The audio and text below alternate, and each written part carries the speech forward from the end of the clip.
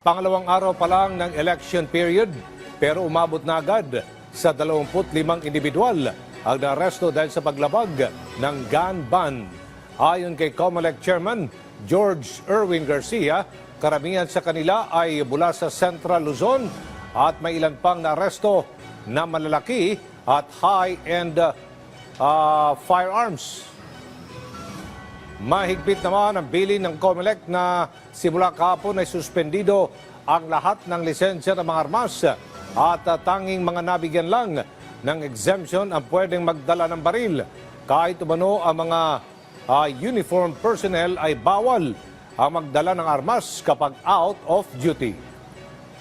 Nakakalungkot sapagkat madami pa rin matitigas na ulo ng mga kababayan natin despite yung massive information drive na ginawa ng COMELEC, PNP at iba pang ahensya ng pamahalaan, napakadami pa rin nasasawata o napakadami pa rin naaaresto at nahuhuli na may mga dala silang mga firearms.